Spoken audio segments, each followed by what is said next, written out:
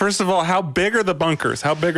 Huge. I think I can remember it as like, it's close to 10 million cubic feet, which is 10 Empire State Buildings lying down on their side worth of underground space. Wow. I mean, we're talking swimming pools. We're talking go-karts. They have football fields. That and so much more coming right up on today's episode of The Pod Spotter.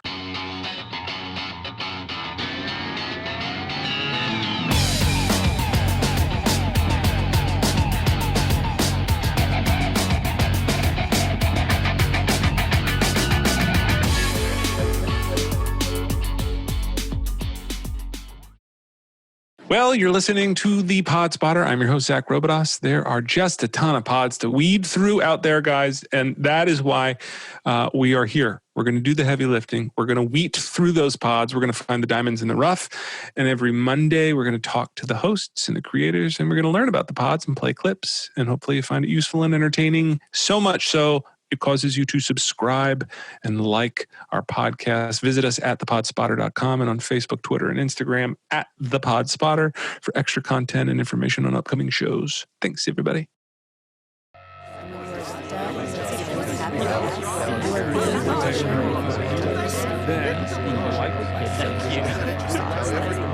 Facebook, Twitter, Instagram. It's really a pleasure. I've been screening hundreds of podcasts.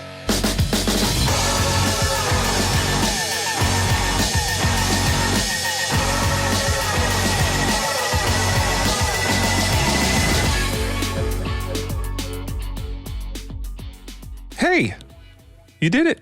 You're here. You survived another day in 2020. You've made it at least as far as your phone, and you've downloaded a podcast. You're doing great. Pat yourself on the back, my friend. Depression is up, suicide up, anxiety at an all-time high, but here you are, you champion. You're familiar with the Lennon quote by now. There are decades when nothing happens, and there are weeks where decades happen. We've all been through a lot this year, which is why it is time for a treat, a little reward. Pack your bags, pod spotters, because we're getting out of here. Time for a little R&R. Water the plants, reserve that cat sitter that secretly hates your cat, and make sure you've updated your Passport podcast, the perfect guide to a virtual vacation. Each week on their show, hosts Neil Innes and Andrés Bartos allow you to experience the rush of traveling the world without ever leaving your home. Because let's be honest, planes are still scary.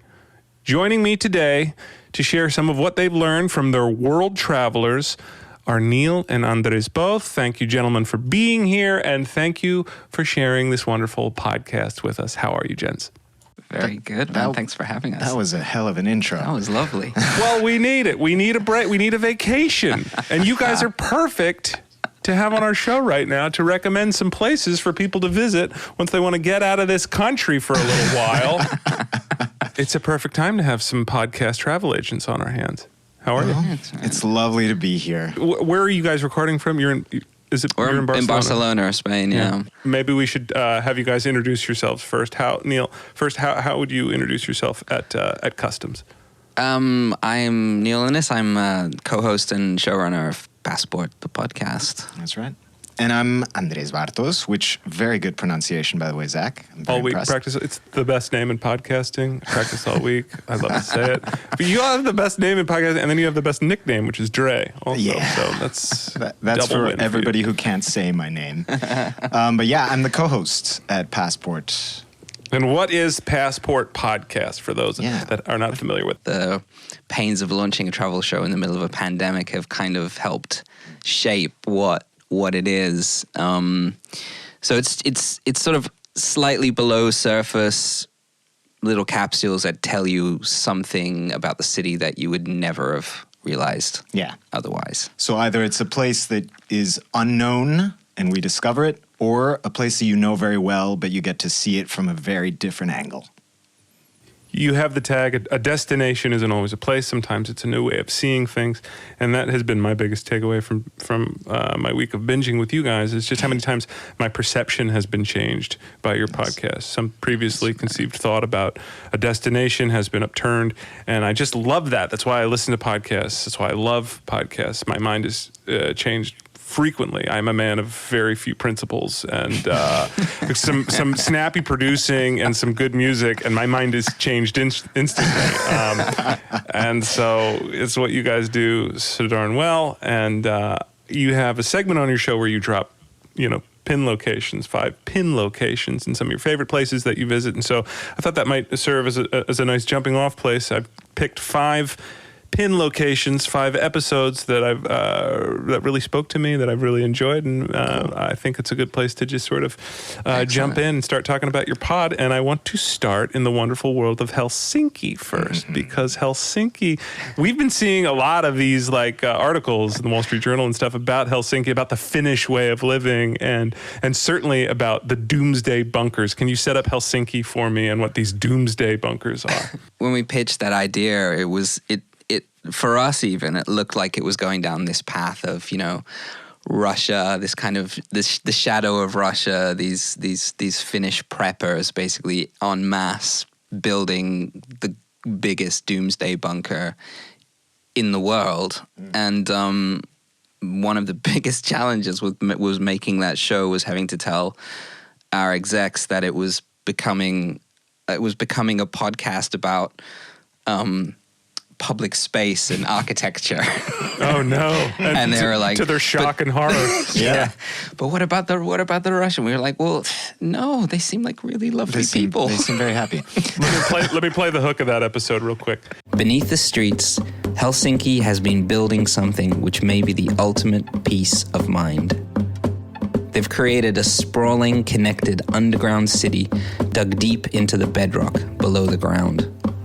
They are the only country on Earth with an underground master plan. And today, we're going to find out why. Okay, I'm hooked. I'm in. Why are they doing this? First of all, how big are the bunkers? Huge. I think I can remember it as it's close to 10 million cubic feet, which is 10 Empire State Buildings lying down on their side worth of underground space. Wow. I mean, we're talking swimming pools, we're talking go-karts. In a population of what fields. Size is Helsinki, roughly? Do you remember? It's less than 500,000. I think it's about 400,000. Yeah, something like that. I mean, we spoke to Petri Mäkelä, who is he's a military specialist, a writer in he lives 20 kilometers away from the Russian border.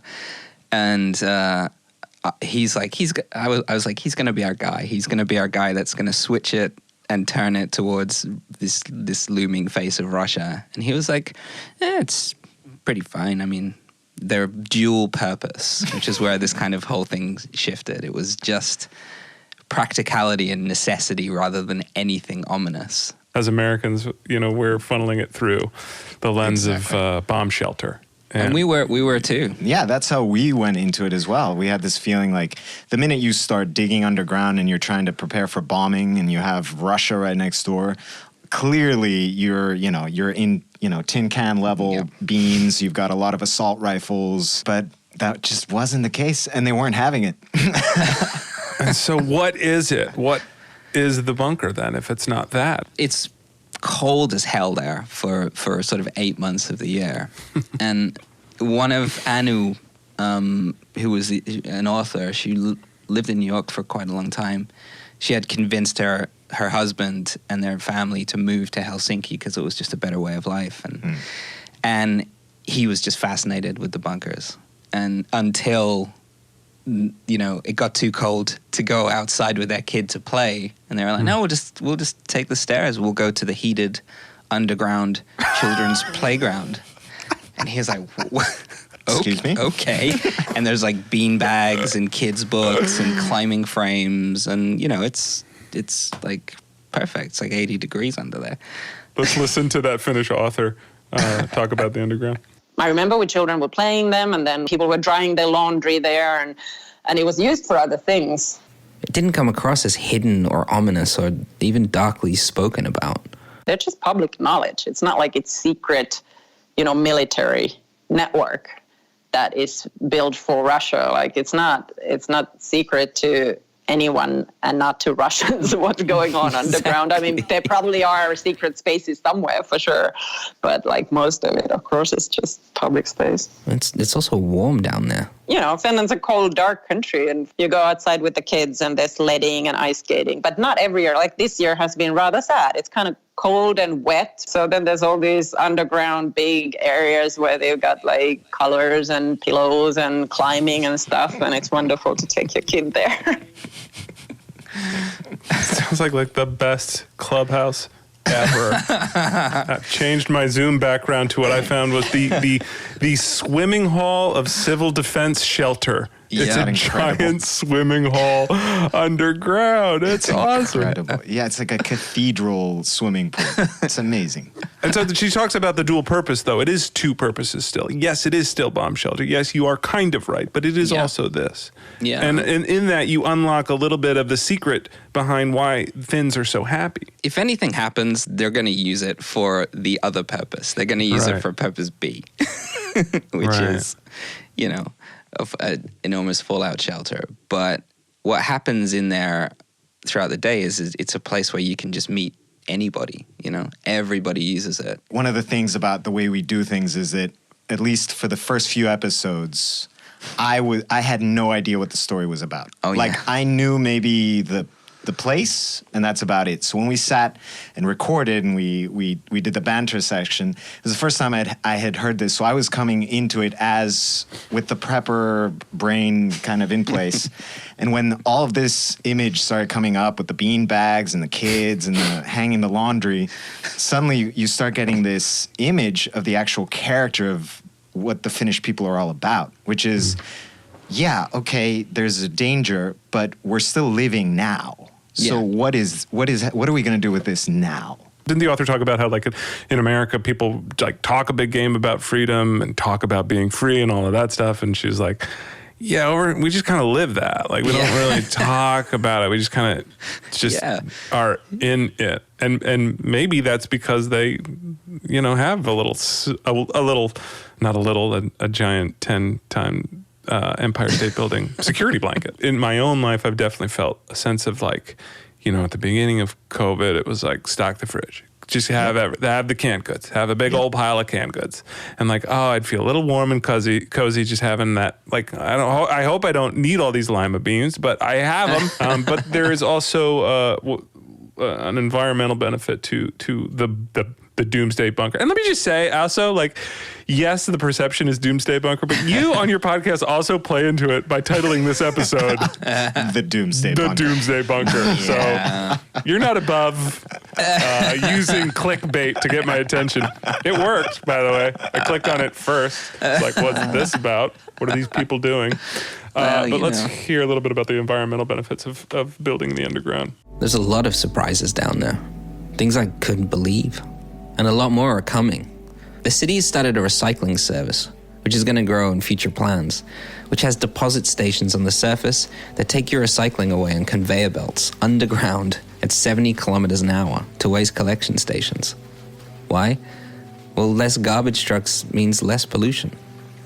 100-kilometer underground pipe brings fresh water directly from a lake north of the city to the residents of Helsinki. Ulf tells me it's the best tap water you'll ever taste. It also has an ingenious heating and cooling system, which pipes hot water from factories and industry to heat the buildings downtown. Helsinki cools the machine rooms with seawater. But that's not all. The water takes that heat away, and 70 meters up on the surface, it's used to heat people's houses. Neil, you found that by 2035, they hope to be carbon neutral, completely carbon neutral. Along with that, they're going to double the public underground space program as well. Wow. Yeah. They're just making us look bad, man. I know. I know, man. In Barcelona, we're hoping that we might finish a church by 2055. Yeah. It's been being built for 200 years. Is it going to be like an underground church, though? It's going to be very high up, cool recycling. It definitely reveals things about why they're so darn happy, though. Like, we all get that little give ourselves that little pat on the back when we take out the recycling. And like, they have that on a huge scale where they're actually helping the environment and they get something back from it. Andrés, you mentioned how like you are you're us a little bit when I'm listening to the pod. Like you're the voice of thank you for being incredulous at this. But has your dynamic changed? You said that's how it was at the beginning. I would say towards the beginning, they really kept me in the dark. And you didn't know anything. Like nothing. I mean, we had our first 8 episodes were like a season tester, and then we would just put Andrés in the room, and he would have no idea what was coming. No idea where I was going. Didn't know what it was about. Nothing. Fantastic. No prep. Easy to prepare for. Yeah. It was good. It was a little nerve-wracking because it was. I really was walking into something that I was like, "Am I going to be able to do this? What is this?" We've sat and listened to a couple of shows in the booth together where neither of us had heard the story either. Yeah. I mean, it's supremely enjoyable because you're really you're getting all of that emotion that the listener's getting, and then I get to kind of embody that. So it's fantastic. That's the beauty of travel, right? It unlocks weird things in your mind. That's it. That's like what good travel should be. Like our fear was making a travel show that was just, that magazine travel or, where everything's kind of pretty and nice and neat. The kind of travel we like are those things where, you end up losing your passport or you meet somebody. Staying on someone's couch for 3 months. Exactly. My relationship with travel is I don't want to go anywhere. I'm afraid. I'm scared. My wife makes me go somewhere. I have the best time. And I'm like, and now I'm like the ambassador for Costa Rica or wherever. Like I'm like the guy that was like, oh, you guys got to go here. The coffee's amazing. Like she always is right. I should just want to go from the beginning. But it always does. It always unlocks like those weird new neuron pathways and stuff because you're discovering new streets and new places and you're forced out of your comfort zone. And you get that on a weird level from your podcast. At a time when no one can travel, we get to travel with you guys. It's the best. The best thing that you can say. Exactly. Yeah. That's really nice, man. Yeah. Where were you both from originally? One of the things that Neil and I share, but with different hemispheres, is that we have this kind of cultural cognitive dissonance because I'm Bolivian, but my father's family is from Hungary. My mother's family is from El Salvador. I went to an American school, and I live in Barcelona. Wow. Yeah, and I grew up in the north of England. My parents are Danish, English. But then I spent my formative years in Australia, lived in the UK, worked in the US, and now I live in Barcelona. I'm like not from anywhere. It's But I did have a question for you, Zach. Is your last name really Robidas or is your last name Robidas? I'll choose the second one. My goodness, I love that pronunciation. It's Robidas. Was original Robidoux, changed more Americanized to Robidas. That really helped. Robidoux originally, but I'll take Robidos, or what was the pronunciation? Robidas. Oh. Is that common? Is that a more common pronunciation, or what? No, that's just if I got your CV, I'd be like, oh, it's Zach Robidas. Yeah. Like you guys, you have the whole world at your disposal, and how do you choose the places? How do you focus in on which pins you want to drop in? We have big pitch meetings where we lay down. Sometimes I think we've pitched, maybe 60 different stories. Yeah, I remember for the first 12, I think we pitched about 30 something. Yeah.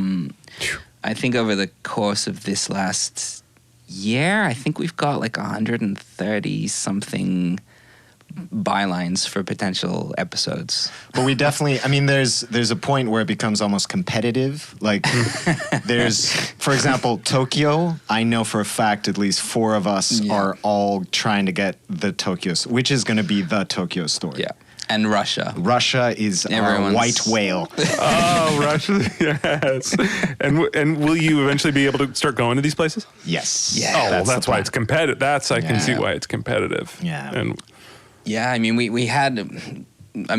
in a way, we kind of got lucky. Our first episode, we got to send our producer there. To Belfast. And Belfast. And then me and Andrés got to go to Jerusalem for 2 weeks. Pre-COVID?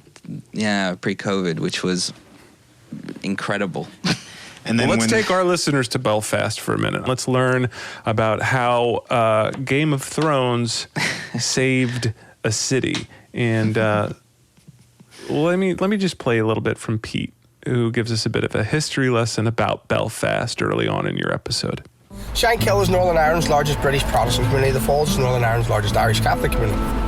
About 70,000 people live here, 120,000 people live there. So two big areas, 200,000 almost between them. Wow. The first peace wall that was built in the city was built between these two neighbourhoods. Did you catch that? Yeah. Pete talks pretty fast. I'll paraphrase. Two of the most populated neighbourhoods in Belfast, one is Protestant and the other is Catholic. They still live in very segregated communities. The first peace walls in Belfast were built in 1969 after the Northern Ireland riots, an effort to minimise violence between Catholics and Protestants. The beginning of a conflict simply known as the Troubles. Today the walls are still in use. Each morning, AM, they open the gates. Each evening, PM, they close the gates. Now, there is zero trouble here. We are the UK's safest city and Ireland's safest city. So there's not one wall in the city. There's a total of 48 walls spread across Belfast.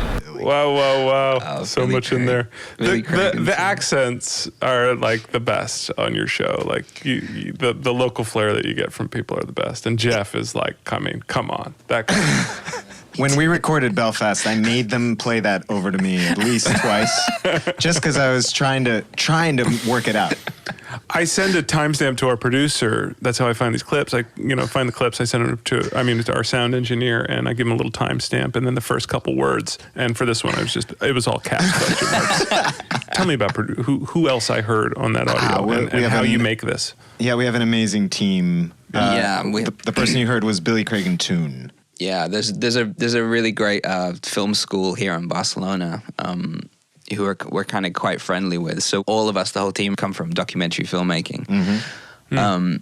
And Billy just went for it. He became obsessed with a character from Jeannie Findley's documentary about the last season of Game of Thrones, and he was like, his family was from Belfast, Billy's family, and he had never been. So we were like, it's Game of Thrones. It's kind of historical, but it has this kind of modern sort of twist, and it's also kind of personal for Billy as well. So he just took it and went. I think before we knew it, he was like sending us videos from Belfast Airport,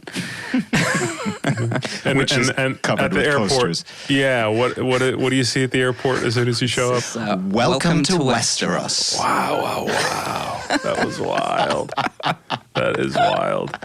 So you uncovered, it was definitely news to you guys, and was certainly news to me that these walls are still, they pop them up at the end of every night. Crazy. Yeah. And 40. 48 walls. 48 walls. And I mean, that are still functioning. Yeah. It's something where you think it's over. The peace treaty was signed, everything's done, and then you realize, oh no, this hangover is still going. And so you find this parallel between the walls of a city and a show about a giant wall. Yeah. And I just want to hear a little bit from your pod about what Game of Thrones means to Belfast, because I had no idea. Let's talk about the massive effect that Game of Thrones has had on the country. Just in Northern Ireland alone, the series hired nearly 13,000 extras and 2,000 crew members. That's 5 times the amount of people who built the Titanic there more than 100 years ago. As the principal filming location, Game of Thrones brought $300 million into the economy. And that's not including ongoing tourism, estimated to be around $60 million per year. I talked to Judith Webb from Tourism Northern Ireland about what all of this has meant for Belfast. Game of Thrones, the biggest TV show in the world, has been filmed here for the last 10 years. So as soon as people started to realise that Northern Ireland was the principal filming location, they started to come, and we started to recognise that some of our visitors were a wee bit different from the normal. They generally had long beards and wore dark clothes, and were going to places maybe that visitors didn't normally go to. So it really has put Northern Ireland on the international stage. So Belfast is now just one big Night's Watch cosplay convention. It's like Comic-Con in Belfast. Yeah, Definitely. every day. I have some My Zoom background is now some of the boys you get the airport terminal with Welcome to Westeros. It's just guys in black and beards walking around pretending they're Night's Watch. Night's Watch and wildlings. Unbelievable. So the community is embracing of the people, and the community embraces the cosplay and the tourism as a result?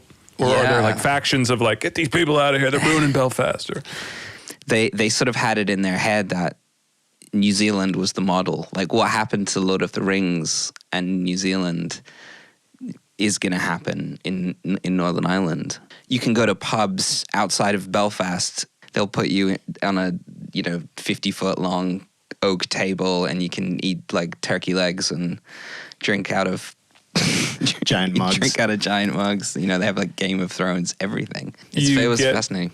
Into the personal sort of personal interest story in the form of an extra named Andy, who has sort of his whole life philosophy now, has been shaped by being an extra on Game of Thrones. So Andy I think he played a Stark soldier in about 10 episodes, I think he appears in. He's been in the series from beginning to end, but in loose episodes, appearing here and there. And when the show was ending and there was this big documentary that was behind the scenes, the director very quickly saw that Andy was something special. Yeah. Working on that show sort of felt like a religious experience for folks. I want to hear, let me just play a little bit of Andy and then we'll chat about him.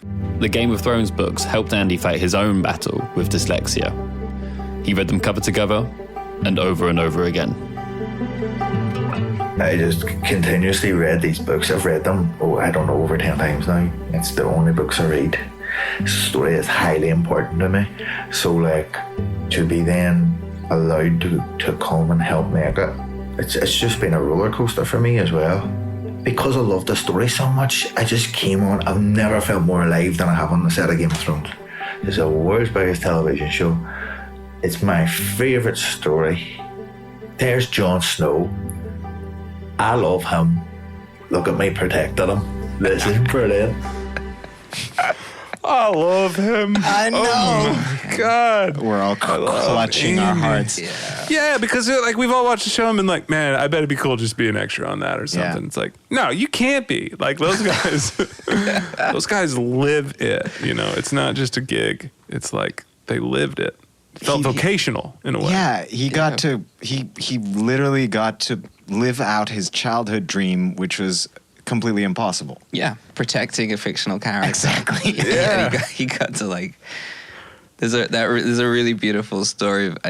It's in the show, but it's the guy who's, they come in the morning and his friend's like, she's left me, man. Right. He's getting divorced. Yeah. And he's like, well, you go in there, you get yourself a fry, we'll get muck and blood put on us, and then we'll go and slaughter the army of the dead for Jon Snow. Sound good? Cheer up. Just and it worked. It worked. Yep. Yeah. And I gotta say, Billy Craigentoon told us, he spent a couple of days with Andy, and he said he's like that all the time. Yeah. Like every moment of his life, he relates to a character or a subplot or something within George R. R. Martin's books. Well, it must have just been so cathartic for them to just go through this simulation of the Troubles and to kind of just work that out on a play level. Yeah, no, there's that whole psychodrama aspect of the story was really fascinating because it's not direct, it's not super clear even in their mind, but it really plays out and it has this powerful effect, For Andy particularly, you can just hear it in his voice. It's fascinating. You mentioned the story of his buddy, extra work helping him through his breakup, and then Andy also shares this story. Yeah. The extra work was more than just extra work. It was total and utter escapism for people. There was one guy, and I won't say his name. Now, his son was terminally ill, and he came in one day and said that his son had passed away. And we were like, should you be here, man? And he was like, well, I have to be here. I mean, like, I knew this was coming, and we were just like, no sweat, man, no problem at all. And we just went about our business like it was any other day on Game of Thrones. Do you know what I mean? That sense of catharsis it had for people. People could escape. And that catharsis, the escape, that's exactly the point. It's what Game of Thrones did for millions of people watching the show. And it's what Game of Thrones is beginning to do for Northern Ireland. Yeah. Beautiful. Beautiful stuff, guys. It's a beautiful pod. It's cool to hear about just the escapism. TV becomes a way to sort of travel. Yeah. TV is a simulator for getting out of your bubble and out of your house. And I just use that as a segue into some TV and movie trivia I'd like to play with you guys here. You'll notice the swag wall behind me. I would like to get Passport up on the wall in the form of this travel thermos, this Passport travel thermos right here. Nice. Sweet. Our first merch. Look at that. There you go. The merch you'll never see because it's going to be on this wall if you get 2 out of 3 questions correct about movie travel trivia. You're both cinephiles, you're both filmmakers, and you are podcast travel hosts. Let's see how well you do. Are you ready? I felt fine this whole time. Now I'm nervous. But I'm the opposite. I feel confident, but that makes me nervous. Yeah, I'm nervous just sitting next to you. Then we'll be fine. Okay. You'll be fine. You'll be fine. You're getting on the wall no matter what. 3 questions. Get 2 out of 3 correct. Movie travel trivia. First question. The traveling gnome prank was popularized by the film Amelie in 2001, in which the main character persuaded her father to follow his dream of traveling by stealing his garden gnome and giving it to whom? Ooh. Did she give it to? It was like a neighbor or a dad, you know, like a guy that decided to. Oh no, wait, was it? I can't remember. I remember the gnome very clearly. You remember the film? Oh yeah. Yeah. Clear? Yeah. No film students could go without seeing Amelie, at least. Of course. Oh no. I think we're gonna I'm fail gonna have this to one. pass it. Yeah, sorry. That was a stewardess, her stewardess friend. Oh. The traveling gnome got in her hands. She started taking pictures with it everywhere. Of course. Yeah, everyone forgets the stewardess, poor gal. It's true. Poor gal. She got her SAG card with that role. All right, still 2 more chances here. All right, let's see. First one went away. Name 2 historical figures met up with by Bill and Ted on their most excellent travel adventure. Any 2 that they either kidnapped or met up with. Napoleon? I think so. Ben Franklin? Ben Franklin, yeah. Let's think. Lincoln? Was it Lincoln? Oh, yeah. Wait. Yeah. Napoleon for sure. Napoleon. Was there an Edison in there? One of those, right? Edison or Tesla? Origin story. And in that one, they have to do the Battle of the Bands. That's So they need- that's Bogus Journey, isn't it? That's the second one. Is that the second one? I think so. Oh, that is the second one, right? Yeah. God gave rock and roll to you. So, let's go gonna- Napoleon. All right, we're going to go Napoleon. Napoleon and Lincoln. Ding, ding, ding, ding, ding. Yes, Yay! correct. Napoleon Nicely done, Neil. and Lincoln. Well done. Very good, guys. That's 1. No, I'm You just super need 1 nervous. more to secure a place on the pod wall. I was fact-checking while that was happening, just making sure some of the names that I was hearing were in it. You went with 2 that are correct. So congratulations. 1 Thank more. you. This might be a deep cut. I don't know. We're going to see what happens. Name that movie. Set around Thanksgiving, this 1987 film uses the travel rush in the days leading up to the holiday as a more than worthy comic vehicle. Neil Page faces a series of travel nightmares on his trip from New York to Chicago in advance of Turkey Day. After his flight is canceled due to inclement weather, Page ends up sharing his trip home with shower curtain ring salesman Del Griffith. Trains, planes, and automobiles. Yeah, trains, planes, and automobies, Those all of the on vessels of travel. That's 2 out of 3. That's not bad, guys. That's that puts you here on the bottom shelf. You got the first one correct. Maybe there'll be time for another game later, and we'll see if you can become a top shelf pod. But congratulations, 2 out of 3 movie travel trivia. You are qualified to do your job. Congratulations. I like watching you guys work together to find that out. That was really nice. We got to see your chemistry in action. Another huge component of your show is just the breaking of misconceived perceptions and misinformation about places that people have traveled. You do these Misinfo Nation episodes where you just pick a location and you're like, here's what you think. Here are the stereotypes. Let me try to bash some of those stereotypes. And if I wanted to visit Iran 0% before, after listening to your pod, I'm like up to 5%, 5, 10%. You know, like 60% now. You ready to go? Yeah. Misinfo Nation, it's a great concept. I loved it. And I love particularly the Iran episode because it did change my mind a lot about Iran. And I learned that it's the second, fastest growing vacation destination in the world right now. Like, isn't that crazy? That is crazy. Who did you talk to for this episode? Political scientist, Major? Sohail Janasari. Sohail Janasari. And he is big in every way. But he's one of the smartest people. Yeah. I've ever met. So smart. Yeah. It's so smart. He's to the point that the first night I met him, I think he might have been the first or second Iranian I'd ever met. And he was telling me about politics in Bolivia. And he can do that almost with any country in the world. One of the things that you break down with him sort of early on is the idea of death to America and the misconceptions behind death to America. Let's play a little bit. So I've taught that to most of my American and British friends here. You've how taught to pronounce them how to say that in Persian. Let's do it. Marg bar Amerika. Wow, too fast. Marg bar Amerika. Amerika. Yeah.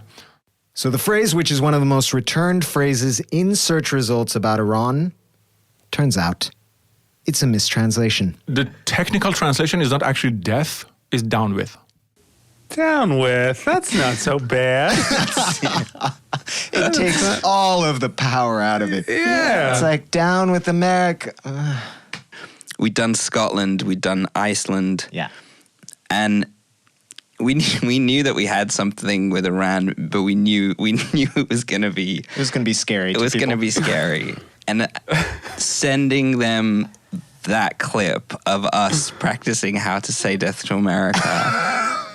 Like it was just empowering. It was no, but not death to America. Just down.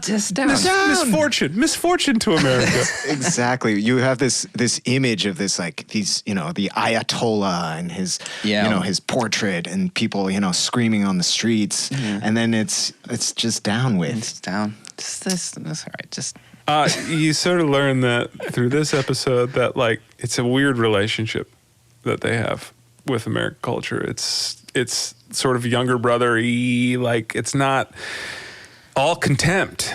Exactly. Yeah. And that our sort of film and television, it's all sort of wrapped up into, their culture in weird ways. We didn't have a lot of that until very recently. Yeah. It was not common to sit on a chair or table to eat. Obvious question, but where does it come from? I'm going to just generalize here. I think it came from the West to be on a chair. Basically because of satellite TV. Propagation of TV series, American TV series. Like Friends? Friends. Fuck Friends. Not exactly Friends. I went straight to the source. Yeah, it's you see a lot of tweets about Friends in Persian. I'm like, maybe don't, guys. That's just not cool. Rewatching Friends for the 19th time. I've done that.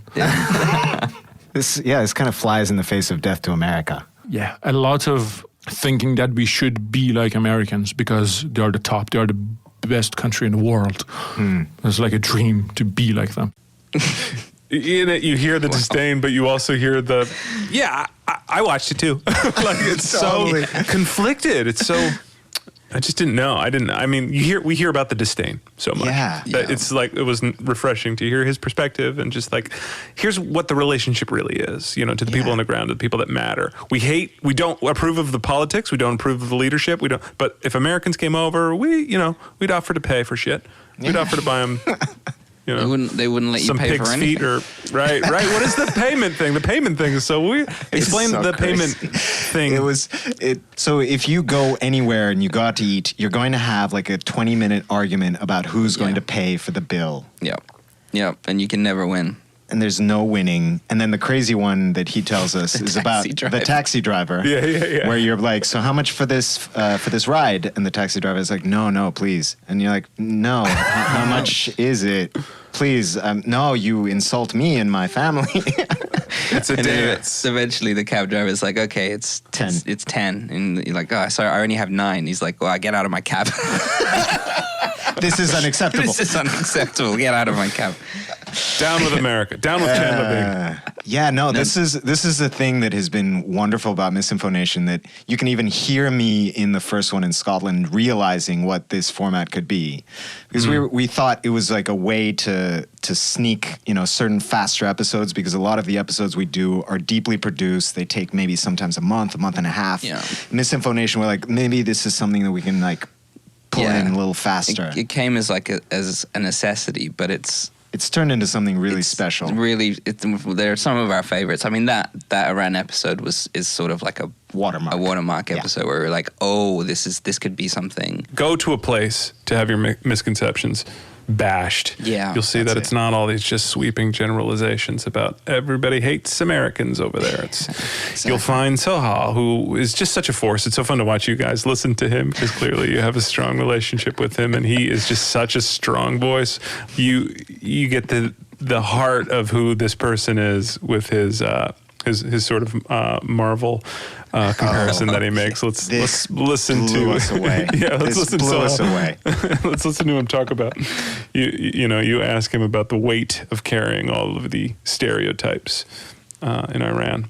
Yep. So there's a scene in the Avengers movie. Amazing.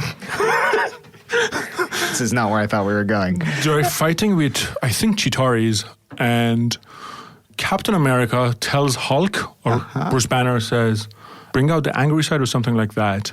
And Bruce Banner turns to him while walking towards this massive threat. He just turns to Captain America and says, that's my secret, Captain. I'm always angry.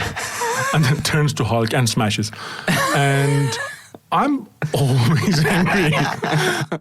It's so good. It's an incredible, because we always try to end on that note about, what does it feel like to walk through the world and have to carry your country on your back, right? It's the way we kind of want to end the Misinformation format. And when he pulled that out, it was like incredible. I couldn't have imagined that that's where he would go. Yeah. It's really good. But you feel pride and you feel responsibility for the place you live. I have it for New York. Yeah. We could do some Misinformation now about New York. You talk about doing the states in general. We should just talk about New York. I could debunk some Misinformations for you. We've got to do it from the outside point looking in, though. We have to do like Europeans looking at America. Well, for me, it would be, I saw a man fall into a sinkhole that was filled with rats. Yeah. Is that just happening all the time, or? Of course not. Now, rats are everywhere, and the population is increasing as people are going away. They're getting a little hungrier and a little more daring, looking for food, and they're starting to think like, oh, maybe is it now? Do we run the place now? I think it's now. So there is a prevalence of rats. I also know that you like Reply All a lot, the podcast Reply All, and they did that great episode about the rat selfie. The rat sort of trainer. There's also a conspiracy theory out there that a person is a performance artist and they are training rats to carry pizzas and do weird things. I can neither confirm nor deny that, but what I can tell you is that rats are prevalent and they come out at weird times, but they stay away from you, and generally you don't fall down into holes full of rats. So it's just, for you, it's just part of the landscape. Like part for of us, the ecosystem. Yeah, pigeons, exactly. For you guys, rats. For us, Rats, exactly. insane. But they're fine. They don't bother you. They don't bother anybody. Tourists love them. Tourists love taking pictures of them. Do they really? Yeah, taking pictures of the rats. It's big. And taking pictures of squirrels. What's with squirrels? Squirrels I'm in Central fascinated Park. by squirrels. Yeah. Okay, tourists just eat those squirrels up. Not literally, but they just pictures for days about squirrels. I mean, there's in the very end, little here. there are very few. Yeah. I mean, Okay. the thing is, like, a squirrel and a rat are pretty close. Yeah. This one has a bushy tail. We get in a hurry too much. New Yorkers are too fast. Yeah. They're Yes. too fast all the time. Walk too fast. The New York And rat. for that, I would just say that it is people's commute, typically. Right. It is their car, you know. Your walk is your commute home, typically. And it's usually, you know, you got a half hour, 45 minutes on a train or something like that. So you're walking from work to the place, to the thing, to the thing. You just want to go. You've done it a million times. You know, you know it really well. You know the most efficient way of doing it. You just want to get home. It's like saying people drive too fast in, I don't know, LA or something. It's like, Right. it's their commute. But if you go to like a park in New York, people are not still walking like that. No one is just like in a hurry running down the street. So I'm debunking that All piece right. of misinformation. Zach Rovidas, if Yes. you turned your web camera, would you be in a kind of basement where the sink is right next to you and your bed is like right at the edge of where Have maybe a poster of Travis Bickle. Yes. Okay, we don't have a ton of space here, so if I turn my camera, you'd see like the kids' playpen and then the storage unit, kitchen / where I work out in the kitchen, and also like everything doubles this stuff. It's fine. You get very efficient with your space. I'm not debunking anything. This is a horrible experiment. This I'm is actually affirming.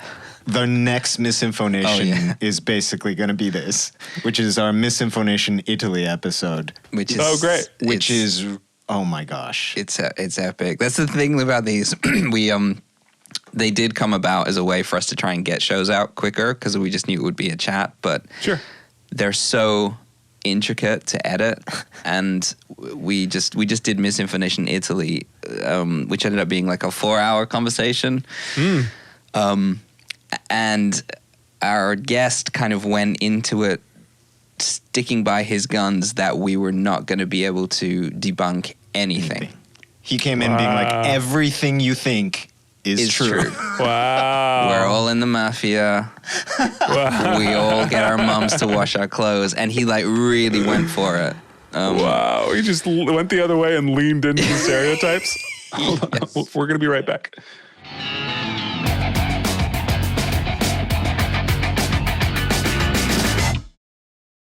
You know by now that we are here to provide great content for you. We're going to find the good ones, the good pods, and hopefully you like our show and you check us out and subscribe. Visit thepodspotter.com and on Facebook, Twitter, and Instagram at thepodspotter for lots of good stuff. And please leave a review so I know you're out there and I know you're listening. Subscribe, rate, judge on Apple Podcasts and help spread the word. We release every Monday with a review of a great new pod, and we are going to just keep going here, guys, through the holidays. Pods coming at you. If you have any suggestions for pods to feature, drop us a note on any social platform or thepodspotter.com.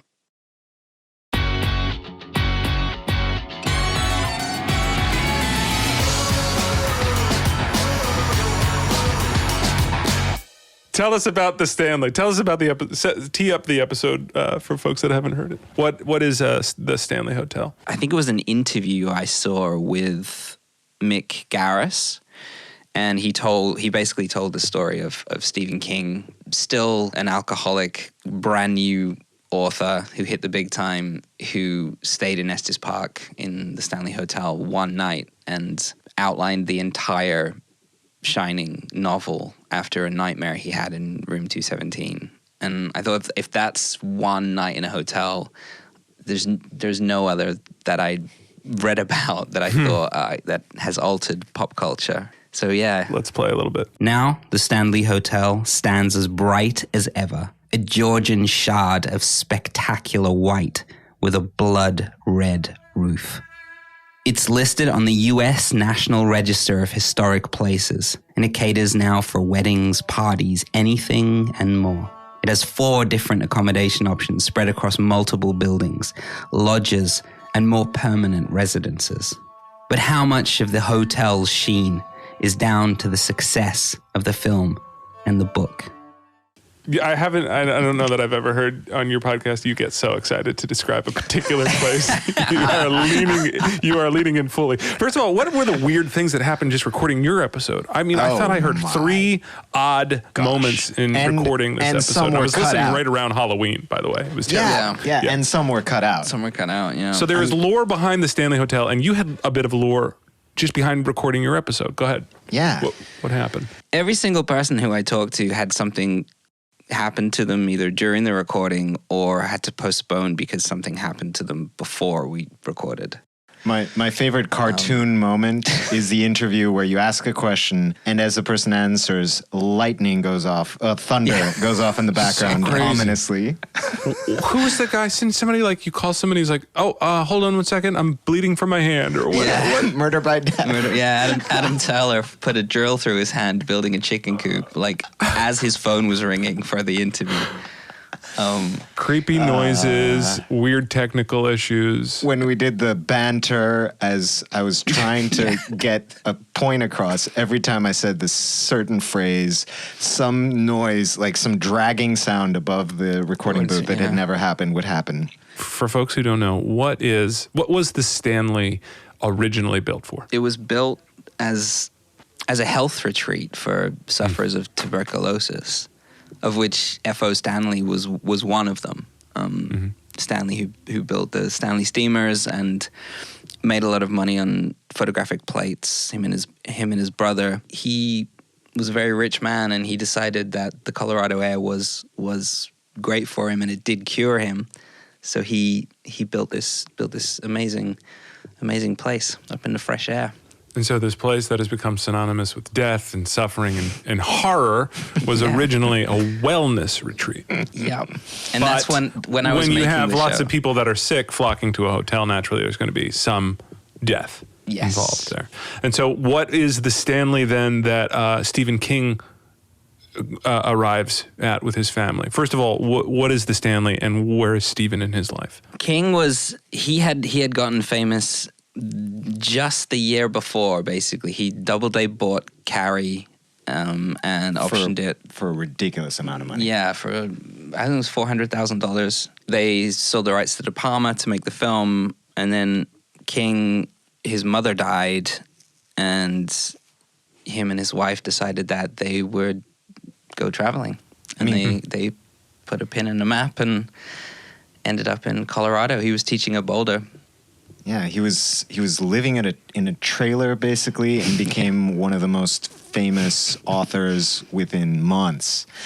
And the Stanley at that point is in the kind of dusk of its existence. It's a kind of rundown, incredibly haunted hotel in Estes Park in Colorado, and they literally arrive when the hotel is shutting down for the season, as you would imagine in the film. And in this story, you identify another sort of key integral thing about travel, and it's sort of the whimsy of it, of not knowing and letting the adventure define you, rather than going in with sort of preconceived notions about travel. Sometimes it's good to just, as King did, put a pin in a map and see what happens. And then you so brilliantly find the parallel between that notion and how Estes was founded, or how the town came to be with these two miners. Let me just play the clip about these two prospectors that sort of made the town what it is.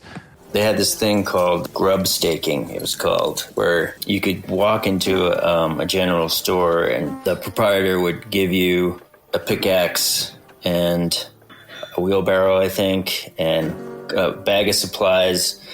And if the deal was, if you struck anything, you have to split it with the store owner. These two guys come in and ask about the deal. One of them slips a bottle of whiskey into his pocket. So they get the stuff and they start hiking off into the wilderness, and they're drinking the bottle of whiskey, of course, as soon as they get out of town. And so one of them's just like, fuck it, I'm not going any further. Let's just do it right here. And takes his axe and starts digging, and these two fuck-ups hit the biggest silver mine in the state of Colorado. And I always thought that story really just encapsulates that sort of the reason why people head west or anywhere away from their hometown. And you never know what's going to happen. That's so good. It ties in sort of, King's experience, putting the place in the map. It ties in travel in general, your show. It's beautiful. It also turns into one of those Americana stories without being, a far west, prospecting thing. But in the end, it has that feeling somehow. Yeah. The haunted hotel and the writer that's on, the edge of success and addicted to alcohol. I don't know. Well, that's how I've been using your pod, just as a little getaway, a little safety blanket getaway. And so I recommend that everyone use it for that. Just go take a trip, pop on Passport, and get out of town. Has there been a favorite piece of misinformation, like any one misconception that you've gotten from either Italy or any of these places that we haven't touched on? There's a moment that with John English, the Scotsman. Kilts? Yeah. The kilt moment was Andrés realizing that the kilt is not just the kilt. There's all of this accoutrement that comes with it. It still makes me laugh when I hear your voice going, the kilt is the least interesting thing in this whole fucking outfit. I was fascinated by it because first off, it's a really involved, just dance, and you have to it gets handed down, from or your if father. it's a fitting, you have to do a fitting. Yeah. The actual fabric is super long. How you put it on is very complicated. And you carry your knife, and you're kind of carrying your heritage when you wear it. And you can hear it in his voice when he talks about it. And usually you don't wear anything underneath. Or as we found out from John, you always start with a pair of boxer shorts on, but they're usually taken off before the end of the night. Yeah. Huh. Yeah. Okay. I didn't know. Well, you're on the bottom shelf, guys, and I'd like to get you to the top shelf, so I think we have time for one more game here. If there's one moment in my life I'm going to be top shelf, it's this one. You're going to be a top shelf pod, darn it. With this game that we like to call Pod or Not Pod, one of these travel podcasts is real. The other two are made up. Please identify the real travel podcast, your competition in the game. Oh, wow. Are you ready? I'm going to read 3. Hold your guess into the end. 1 is real, 2 are fake.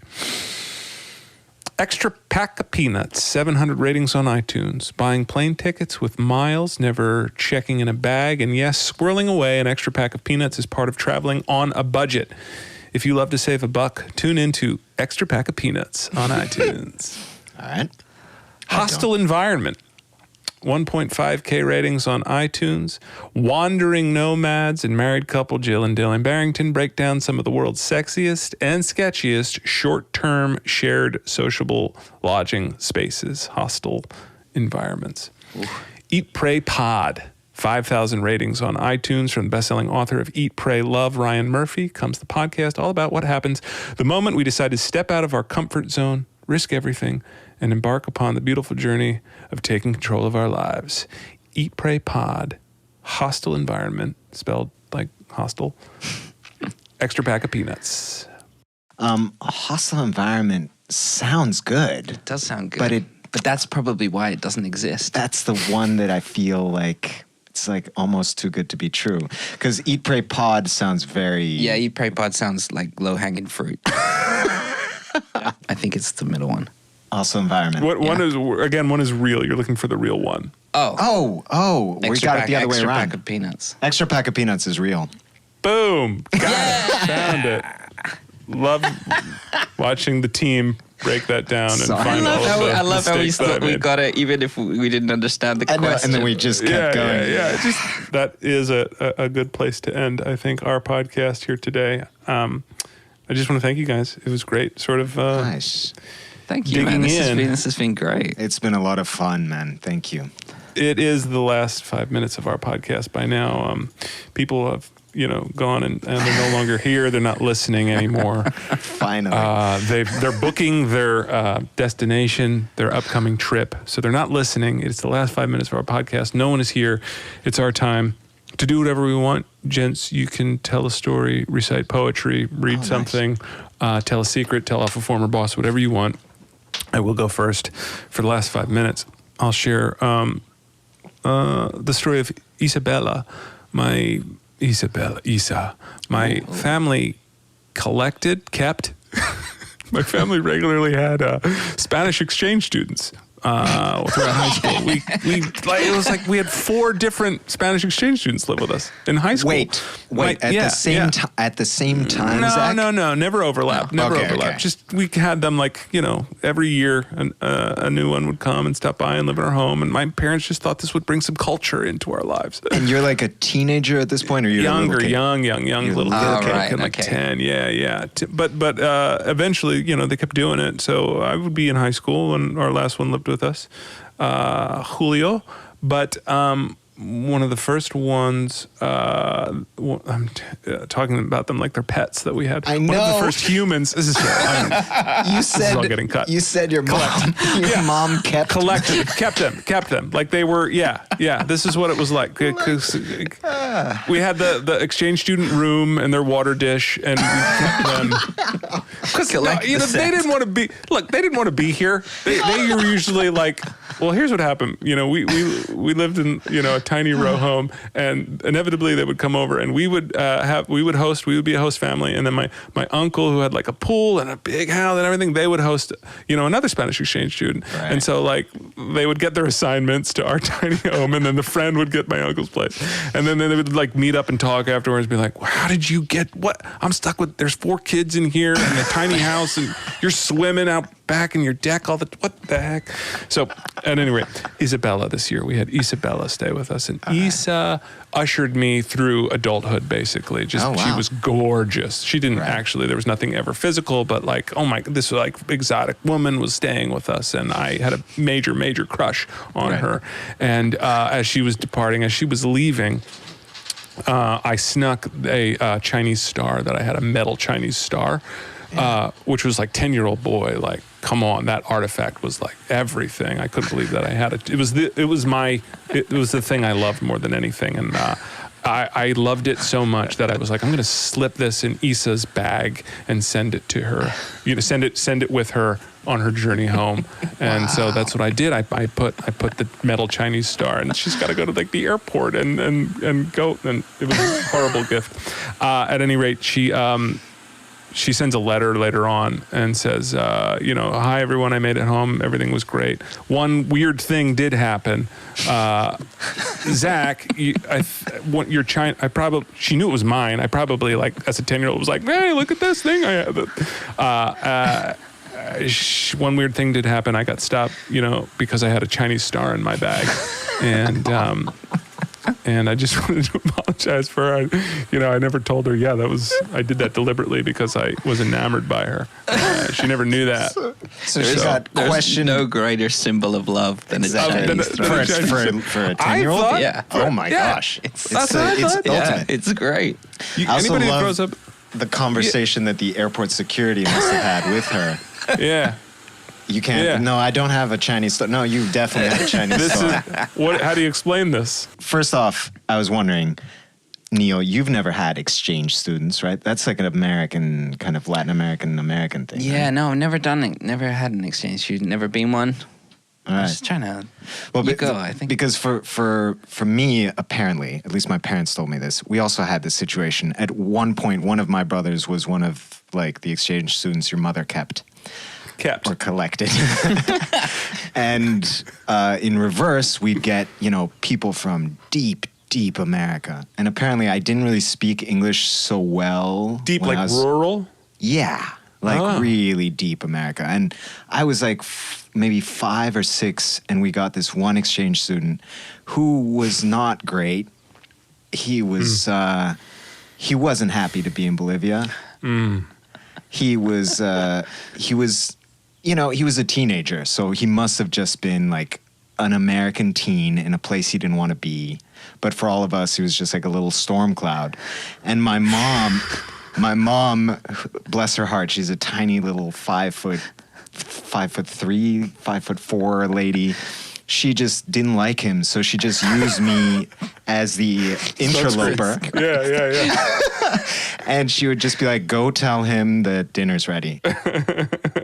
I'm thinking, I guess I am that kid. You did exchange? No, I mean, I moved to Australia from the north of England. I had a voice like John the cab driver. You must have had an incredible accent arriving to Australia. And I arrived in the first year of high school, so like 13. The second time I moved to Australia, I moved twice. And I quickly realized that if I didn't lose this mother of an accent, and within 3 weeks, I had practiced and practiced and practiced to change my accent, and I was just Australian within like a month. It's because Australia's rough, man. Yeah, I was gonna get my head flushed. You got your car saran wrapped by your friends. Like they could have killed you. Like you fell asleep in your car, you woke up and you couldn't get out of your car because they had saran wrapped. So you had to somehow like cut your way. Oh my God. Yeah, man. Yeah. Did they get the tailpipe? Could have been really bad for you. That's the next thing you look for. It used to be a common occurrence when I was growing up in high school parties. You said friends, but I don't know that they were. Whenever he tells these stories, there's another one that was like common practice where you'd be, putting stuff away in the trunk of your car in Australia, and then your friends would just grab you and throw you in the trunk and close it and go into school. Yeah. Okay. Mr. Wells. Of Chandos Drive in Perth. Is it okay to use Western his Australia. name? What you're about to say, is it all right for his name to be out there? Yeah. All right. Yeah. Mr. Wells. No one's listening. It's the last That's true. I forgot.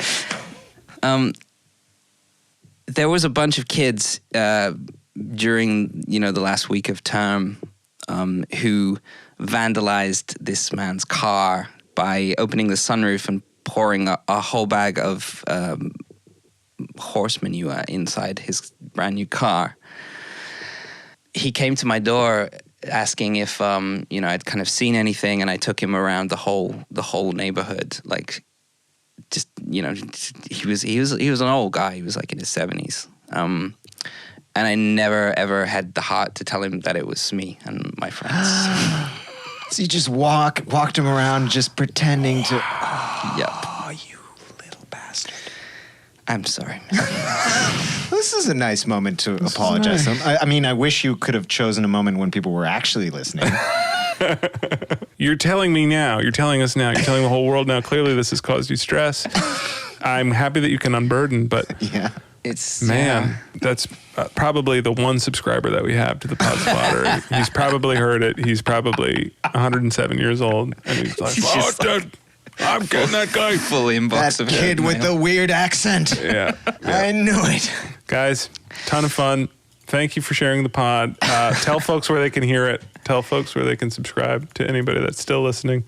Luckily, if there is anyone listening, you can listen to Passport anywhere you get podcasts. We're on Spotify, Google Play, Apple Podcasts, etc. And where can you find us online? Social media at Passport Podcast everywhere, and you can visit us at frequencymachine.com.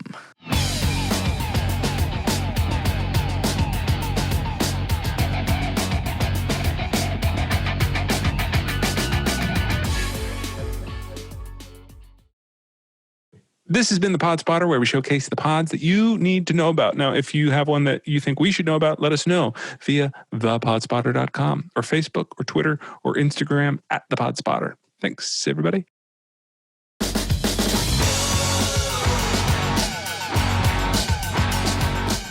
This has been Zach Robinos. The Pod Spotter is created by the Price Brothers, produced by Oink Inc. Radio, associate producer Tori Adams, and is recorded and produced at Baker Sound in Philadelphia.